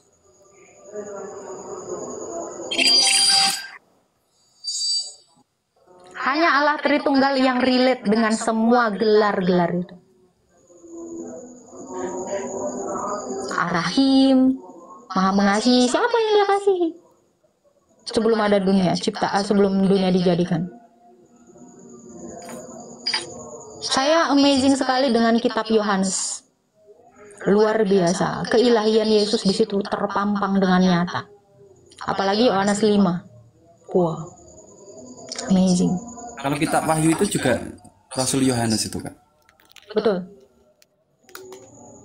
Bahkan Yohanes itu diberi penglihatan seperti apa di zaman dulu malaikat itu jatuh sehingga menjadi Satan. Gitu. Yohanes 17 ayat 5. Bapa, permuliakanlah aku padamu sendiri. Permuliakanlah aku pada dirimu sendiri. Oh, itu keilahian. Sebab engkau telah memuliakan aku sebelum dunia ada. Ngeri. Ada nabi kayak gini nih, gue udah sujud syukur banget. Ini bukan nabi sembarang nabi, ini adalah Allah yang jadi nabi. Itu. Jadi saya lebih, logika saya itu lebih logis ke Alkitab dibandingkan yang entuh. Jauh banget. Jauh banget bang, logikanya. Tidaknya Tritunggal dari tadi kan kakak bilangnya Tritunggal ya. Dengan Asmaul Husna itu gimana kak? Kan ada 99 yang wajib kita tahu ya, Asmaul Husna. Ya, ada banyak kan. 9 bukan tiga lagi, bukan Tritunggal lagi, tapi banyak. Mungkin bisa dijelaskan. Nah, ini Al-Malik, apalagi Al-Malik. Saya tanya, Allah itu punya kerajaan nggak? Al-Malik itu kan adalah maharaja, kan? Raja di atas segala raja, ya kan? Sekarang saya tanya, Allah itu punya kerajaan. Tapi Yesus selalu mengatakan, kerajaanku dari sorga. Aku memberitakan kerajaan sorga, kerajaan. Paling relate kepadanya. Al-Malik itu adalah gelar Yesus, raja di atas segala raja. Di dalam surat Wahyu itu jelas ada. Makanya kita ini bicara tentang kerajaan Allah. Nah, ini saya bingung sama Muslim lagi. Lihat imam-imamnya orang Yahudi dan orang Ortodoks.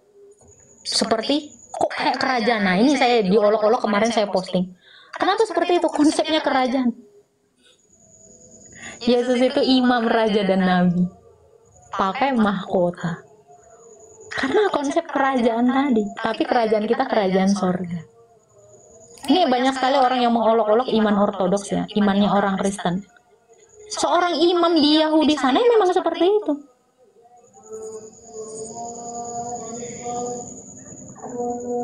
Dia pakai mahkota, bentuknya itu seperti apa? Gereja itu ini adalah api ya.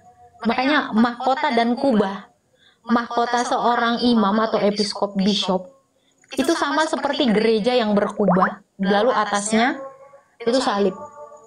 Itu hari Pentakosta. Nyala-nyala api. Roh Kudus itu turun seperti nyala api. Tahu kan api itu seperti apa? Kayak lilin itu gitu. Itu. Makanya kenapa gereja itu pun itu bentuknya seperti itu, berkubah. Itu diambil lagi-lagi ya. Gue bingung. Itu gereja.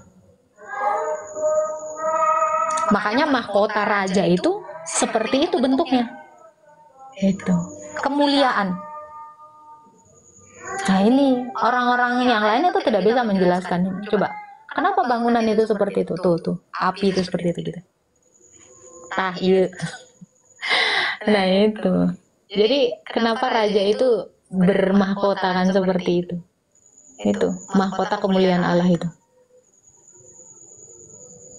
Nah ini bang, makanya kalau saya bilang mau pakai logika, saya lebih logis ke Kristen, paling logika. Tahu nggak bang?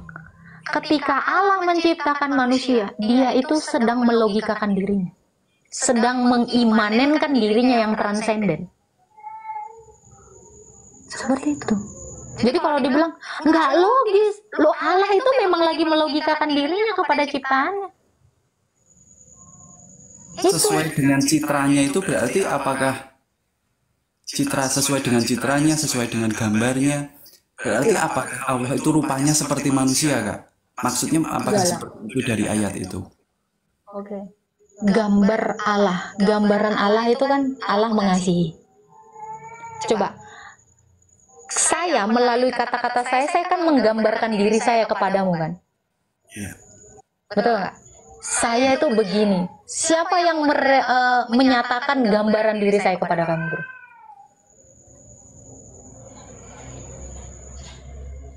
Kata-kata saya kan? Betul nggak? Kata-kata saya mendeskripsikan apa yang ada di dalam diri saya. Allah menyatakan dirinya melalui firman-Nya. Ini gambaran Allah itu lagi kita pakai gitu. Saya menggambarkan diri saya itu melalui kata-kata saya. Saya kalau diem aja gini, kamu kenal nggak siapa saya? Enggak kan? Enggak kenal. Tetapi ketika saya mengatakannya kepada kamu, yang adalah pikiran saya menyatakannya, saya memberitahukan kepada kamu, saya Agatha, saya suka seblak, saya begini. Ya, jadi gambaran Allah itu sebenarnya sedang kita pakai. Ini enggak, manusia itu saya bingung kalau dia nggak mengerti ini. Ya, jadi gambaran Allah, citranya Allah itu memang benar-benar kita pakai. Jadi seperti apa gambaran Allah itu? Kristus. Kolose 1 ayat 15. Dia adalah gambar Allah yang tidak kelihatan. Firman tadi. Nah, Allah itu kan punya kehendak. Kamu punya kehendak nggak, Gus? Punya. Dari mana? Ya dari situ. Gambaran Allah itu yang berkehendak itu ada di dalam kamu. Betul nggak? Kamu itu mengasihi orang. Kenapa? Manusia itu kan punya kehendak bebas. Betul. Tapi di dalam iman Islam kan enggak. Semua ditakdirkan. Betul nggak? Ya, itu kan agama itu sebenarnya kalau tinjauan filsafatnya memang sikap iman sih. Kalau dipakai logika semua nggak akan bisa masuk, Kak. Itu spekulasi sikap iman sebetulnya. Kalau mau mengupas ke logika semua itu nggak akan masuk, nggak akan bisa dijelaskan sih. Gini bro. Filsafat itu lahir dari Yunani, betul ya? Betul. Orang Yunani aja udah melepehkan filsafat itu, cuy katanya. Lihat orang Yunani sana. Kristen semua. Orang Yunani sana, kamu ke sana, kebetulan saya juga di Yunani. Itu udah nggak ada lagi yang beragama pagan itu. Kenapa? Karena filsafat itu nggak masuk kepada mereka. Kalau mau logika, mau kita lihat lagi filsafat tertinggi, itu Musa. Sebelum ada Thales, 600 tahun sebelum Masehi, 6.000 tahun sebelum Masehi, berapa? 600 tahun ya? Sebelum Masehi, Thales. Bapak filsafat Yunani. Musa itu lebih filsafat. 1.500 tahun sebelum Masehi, dia sudah mengatakan Allah menciptakan langit dan bumi ini melalui firman-Nya. Logos. Yohanes 1 ayat 1. Itu logos, logika, kecerdasan, pikiran. Bahkan filsafat itu juga nyonteknya dari Tauratnya Musa. Logos, logika, pikiran, itulah yang menyatakan siapa diri kita. Kalau dikatakan, kalau kita tidak pakai filsafat, kita tidak mengerti Tuhan, salah. Tuhan tidak perlu filsafat untuk melogikakan dirinya. Karena dia yang transenden, yang metafisik, dia mampu mengimanenkan dirinya melalui apa? Logosnya tadi.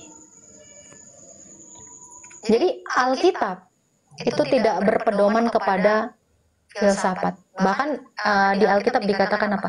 Janganlah kamu terpikat oleh filsafat-filsafat kosong. Dongeng-dongeng nenek-nenek tua. Kristen itu tidak memakai filsafat. Yesus itu tidak memakai filsafat. Musa itu tidak memakai filsafat untuk menyatakan siapa pencipta itu.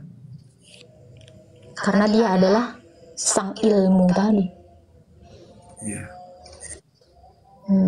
Jadi kalau kamu masih berpikir Islam itu agama yang benar, saya tidak melihat ada kebenaran di situ. Saya juga di sini tidak bermaksud menyalahkan, Kak. Kita kan forum seperti ini berdiskusi Tidak apa-apa, ini kita bertukar pikiran. bertukar pikiran. Apa yang selama ini menjadi kegundahan bisa saya tanyakan, saya mendapat jawaban, mendapatkan referensi, itu terima kasih. Terus juga masukan juga, Kak. Ya, silakan. Jadi kalau misalnya kakak tadi mengatakan Nabi Muhammad itu bisa dikatakan gila perempuan gitu kan, itu termasuk sensitif juga, karena kalau misalnya kita melihat kehidupan sosiokultural saat itu ya di Mekah itu zaman jahiliyah memang banyak terjadi peperangan, banyak janda-janda gitu kan, Kak. Banyak yang terlantar itu, anak-anak, wanita-wanita. Itu memang ilmu sejarahnya, tarikhnya, ilmu tarikh Islamnya itu memang ya itu bentuk kasih sayang Rasulullah itu, Kak, untuk menikahi janda-janda yang terlantar itu, Kak. Apakah Tuhan tidak memelihara umatnya?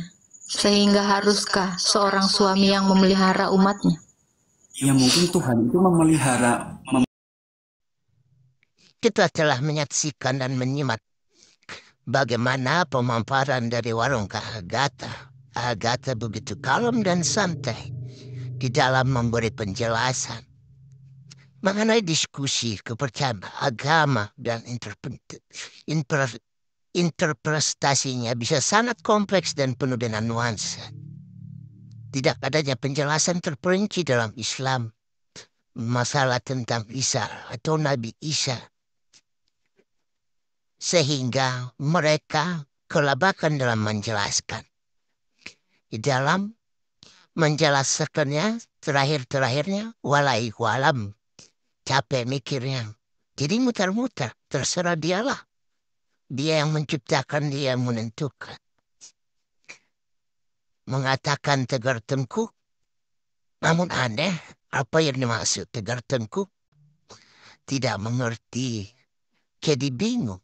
Begitulah kaum umat bungsu yang setiap saat hanya bisa bertanya, namun apabila kita mempertanyakan kembali, mutar-mutar seperti gasing.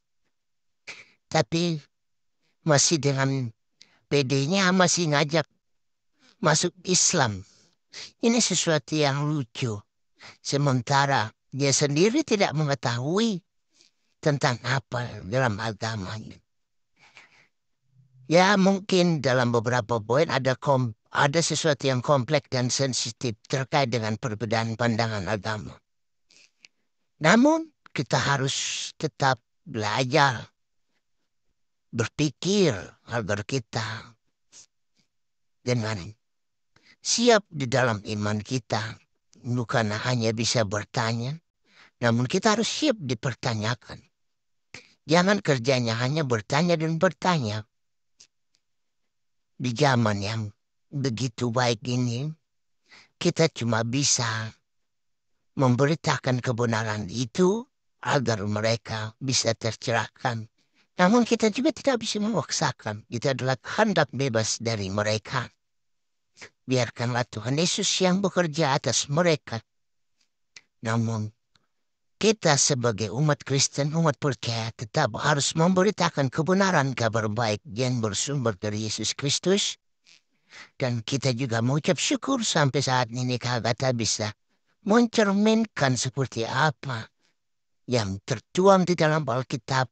Biarlah Kak Agatha semakin jauh dan semakin luas menjangkau umat-umat yang mau belajar, yang mau kembali seperti saudara kita yang telah mualaf dan namun pada prinsipnya dia tidak tahan atau gelisah di dalam kehidupannya karena yang ada hanyalah menghafal dan adalah doktrin-doktrin pengancaman. Biarlah kita berdoa bagi saudara-saudara kita yang mengalami seperti itu kembali ke jalan yang benar yang diajarkan Yesus Kristus. Terima kasih, mudah-mudahan ini bermanfaat.